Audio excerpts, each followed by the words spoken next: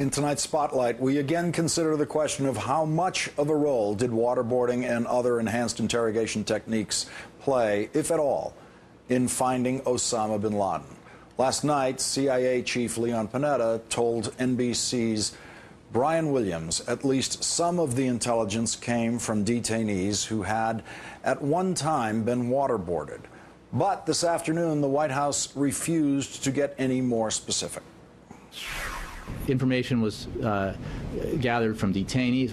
We have multiple ways of gathering information, from detainees, from different methods that we have of getting information. The work that was done to put the case together was done primarily by analysts gathering tiny bits of information and putting it together and creating a body of work, if you will, that led to the finding of the location where Osama bin Laden was hiding. Senator John McCain offered this today after leaving a classified intelligence briefing. So far, I know of no information that was obtained which would have been useful by, quote, enhanced interrogation. But in a new interview with Time magazine, a former head of counterterrorism at the CIA during the Bush era, Jose Rodriguez, says the enhanced interrogation techniques used on Khalid Sheikh Mohammed and Abu Faraj al-Libi were indeed what eventually led to bin Laden. And joining those claiming a win for torture tactics, former Defense Secretary Donald Rumsfeld. I think that anyone who suggests that the enhanced techniques, let's be blunt, waterboarding, did not produce an enormous amount of valuable intelligence just isn't facing the truth. The facts are, General Mike Hayden came in. He had no connection with waterboarding anybody. He looked at all the evidence and concluded that a major fraction of the intelligence in our country on al-Qaeda came from individuals, only three people who were waterboarded. Joining me now, Matthew Alexander, a former senior military interrogator who conducted or supervised over 1,300 interrogations in Iraq, leading to the capture of numerous al-Qaeda leaders and the killing of Abu Musab al-Zarqawi. His latest book is Kill or Capture: How a Special Operations Task Force Took Down a Notorious al-Qaeda Terrorist. And we should note, Matthew Alexander is a pseudonym he uses for obvious security reasons. Thank you very much for joining us tonight.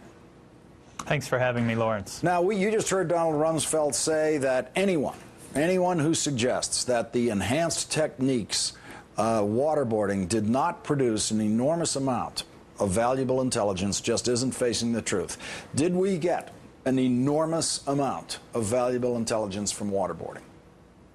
Well, what former Secretary Rumsfeld should explain to us then is how come we didn't find or locate Osama bin Laden back when Khalid Sheikh Mohammed was waterboarded in 2002 and 3 after his capture, and when these other detainees were exposed to enhanced interrogation techniques. Those techniques ended years ago. It never resulted in the critical pieces of information that would have handed us bin Laden and his exact location.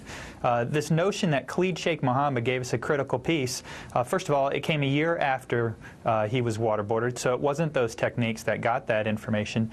But what he gave us was a nickname of a courier that bin Laden used, and that nickname was Abu Ahmed al-Kuwaiti.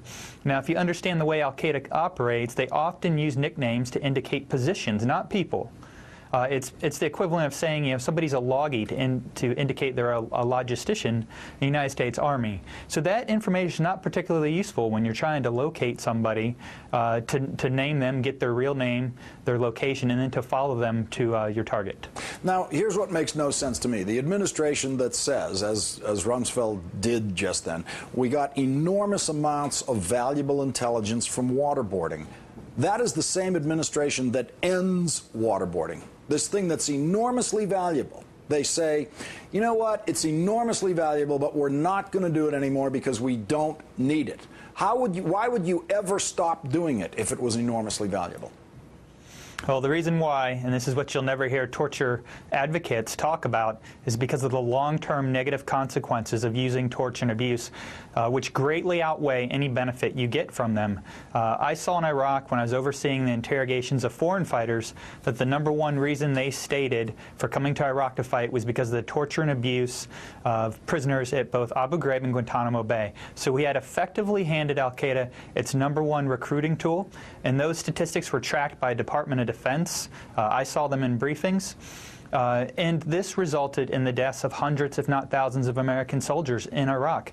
So these torture advocates, they don't want to talk about these long-term costs of having used torture and how they far outweigh any benefit we ever had.